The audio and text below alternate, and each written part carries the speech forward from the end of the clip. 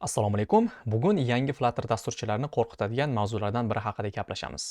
Ya'ni siz yangi Flutter proyekt yaratgan vaqtingizda ochasiz va ichida ko'plab fayl va papkalarni ko'rasiz. Ko'pchilik bundan qo'rqadi. Ya'ni aynan ana shu fayl papkalar nima uchun kerakligini tushunmaydi. Bugun mana shu mavzu haqida suhbatlashamiz. Xo'p, keling avval birinchi yangi Flutter proyekt yaratib olaylik. Flutter create komandasidan foydalanamiz, nom beramiz, my project deb nom beraylik bunga. Enterni bosib biroz kutsak, xudo xolasa mana proyektimiz yaratildi. My project deb yaratdik. Aynan ana shu papkaga o'tib olamiz. My project, enterni bosamiz va buni VS Code'da ochib olamiz. Xo'p, mana VS Code'da ochildi. Keraksiz tablarni yopamiz. Buni ham yopamiz. Mana bizda faqatgina papkalar, bu yoqda fayllar bilan qoldi. Yangi proyekt yaratdik va ko'rib turibsiz, juda ham ko'p papkalar va fayllar turibdi. Bular bizga nimaga kerak? Keling, bular haqida birma-bir gaplashamiz. Eng avval siz 99% vaqtingizni sarflaydigan lib folderdan boshlaymiz. Lib papka. Bir qancha inglizcha so'zlar ham aralashtirib yuborishim mumkin, ma'zur tutasiz. Sababi men o'zbek tilida dasturlashni ilgari o'rgatmaganman. Xudo xolasa sekin-sekin buni ham to'g'rilab olamiz. Xo'p, lib papkamizning ichida sizni barcha Dart kodlaringiz yotadi. Ya'ni bu papka sizni loyihangizni yuragi. Hamma Dart va Flutter kodlaringizni mana shuni ichida yozasiz. Endi bu lib folderni ichini qanaqa struktura qilishingiz, ya'ni qanday papkalar ochishingiz, qanday fayllarni ochishingiz bu sizni proyektingizga bog'liq. Misol uchun lib papkani ichida aytaylik features degan papka ochishingiz mumkin. Buning ichida misol uchun screens deb yana bitta papka ochishingiz mumkin yoki widgets deb ochishingiz mumkin papka va bularning ichida turli xil fayllarni yaratib loyihangizni ya'ni talablariga qarab o'zgartirib borishingiz mumkin. Demak, barcha Dart kodlar bu yerda yotadi. Bu tushunarli. Xo'p, ikkinchisi, keling mana bu test haqida gaplashamiz. Endi bu test sizni yana ikkinchi ko'p vaqt sarflaydigan papkangiz hisoblanadi. Testning ichida siz turli xil testlar yozasiz. Nima uchun test yozasiz? Ya'ni test kodlar yozasiz. Sabab siz yozgan Flutter va Dart kodingizni sifatini tekshirish uchun. Ana shu sifatni tekshirishni avtomatlashtirasiz bu yerda.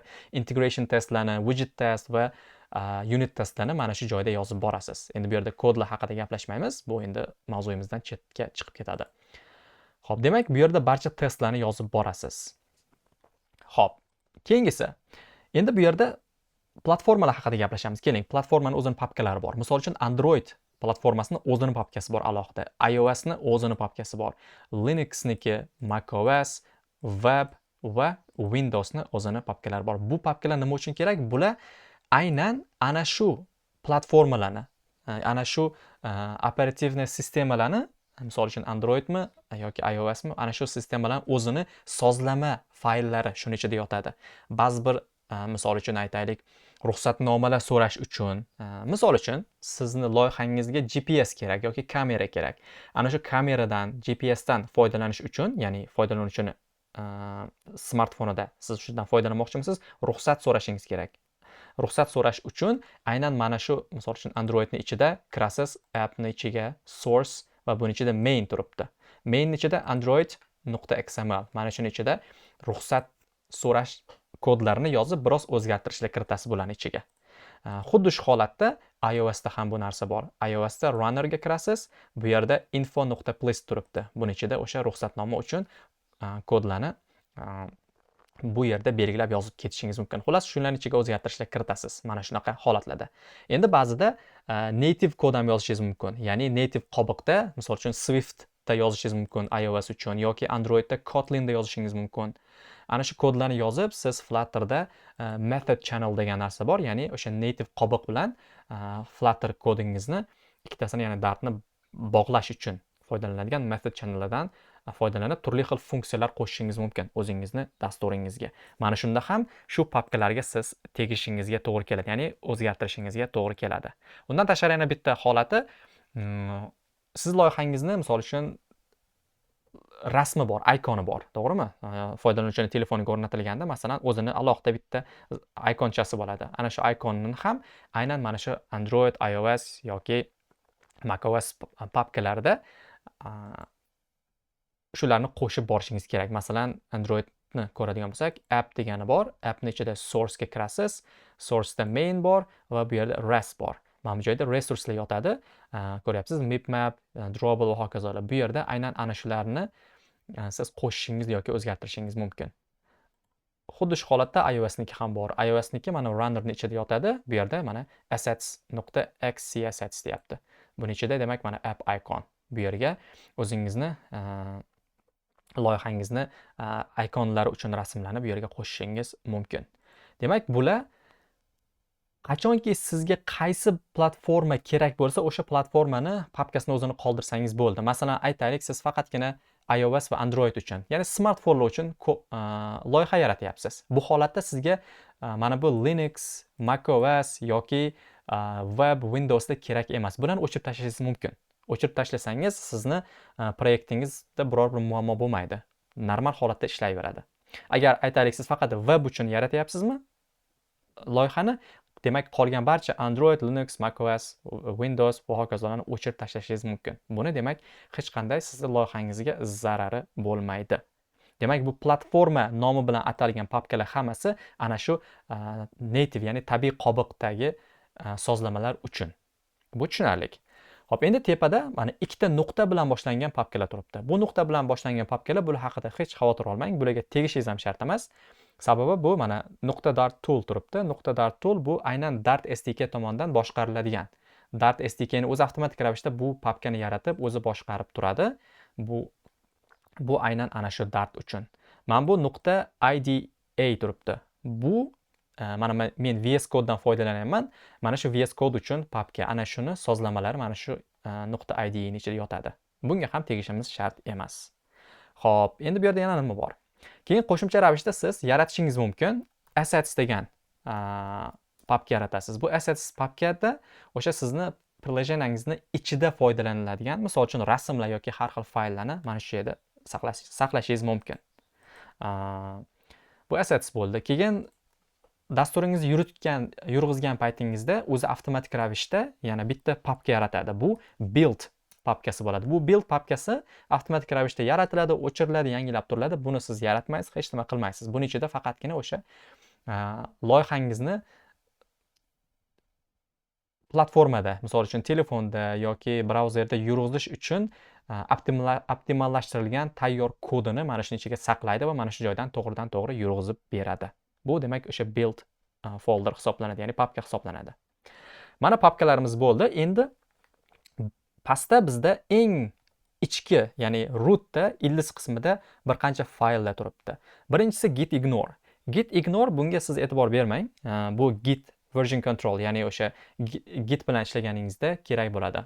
Buning ichiga o'sha bu yoqda misol uchun aytaylik GitHubga yuklamaydigan fayllaringiz bo'lsa, papkalaringiz, fayllaringiz bormi? Ana shuni ichida shuni belgilab qo'ysangiz, ana shularni misol uchun GitHubga yuklayotgan vaqtingizda ignore qilishi mumkin.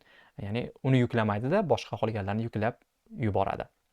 Xo'p, metadata turibdi. Metadata bu aynan Flutter uchun. Flutterni ichki tizimidagi fayllar haqida. Xullas, bu haqida siz xavotir olmang. Bunga tegishingiz shart emas. Buning ichida o'sha barcha Flutterni o'zini platformalarga tegishlik turli xil papka va fayllar haqida ma'lumotlar yotadi bu yerda. Xo'p, bunga demak biz tegishimiz shart emas va tegmaymiz ham. Xo'p, bularni o'chirib qo'yaylik. Ko'p narsa o'chirib ketib qoldi. Xo'p, endi analysis options file, ya'ni .yaml deyapti.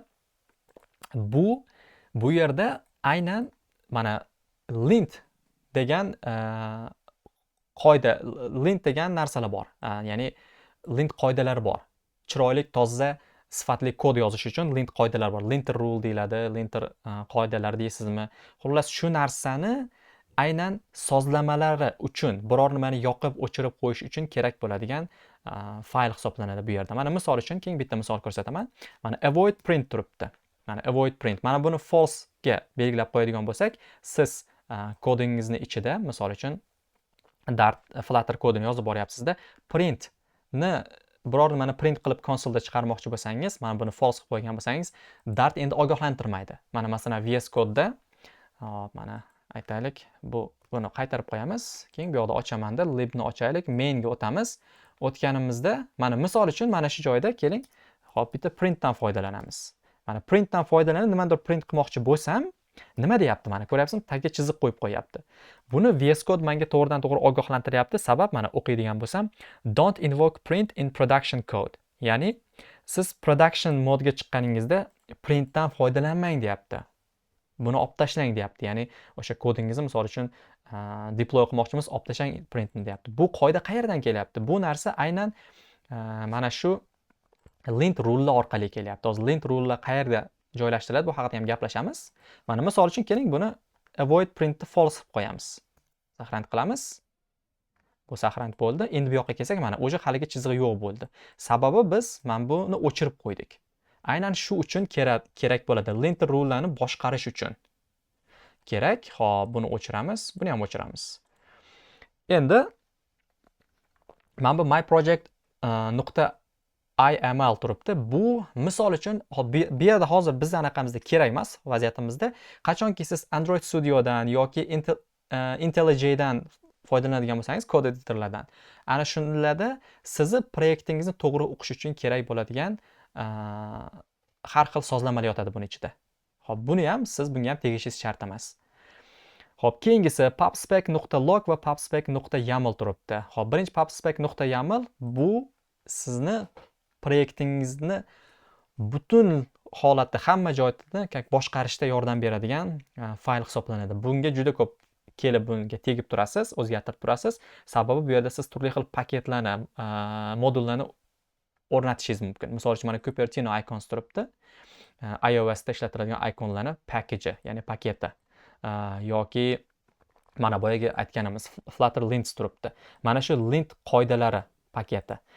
Xuddi mana shu paket bizga yordam beryapti har xil, ya'ni toza, chiroyli, sifatli kod yozishimiz uchun. Qachonki o'sha printni qo'yib qo'ysak yoki ba'zi bir joyda const yozmasangiz, bu yerda const yozib ket oldidan, buni const qilgan yaxshi degan ogohlantirishlarni berib turadi. Aynan ana shu Flutter lint tomonidan berilayotgan bizga ogohlantirishlar yoki buyruqlar bo'ladi. Xuddi shu holatda mana bu joyda biz assetlarimizni qo'yishimiz mumkin. Mana assetslarimiz tepada mana boya yaratdik, assets papka yaratdik. Xuddi shu joyda misol uchun o'sha assets papkamizda aytaylik bitta rasm bor. Rasmimizning nomi misol uchun profile.jpg. Mana shunaqa rasm bo'lsa, shu rasmni siz aytaylik siz kodingizda ishlatmoqchimisiz?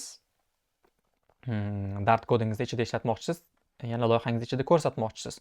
Xuddi shu holatda mana bu pubspec.yaml ni ichida siz buni aytib ketishingiz kerak, ana shu asset qayerda joylashgani haqida.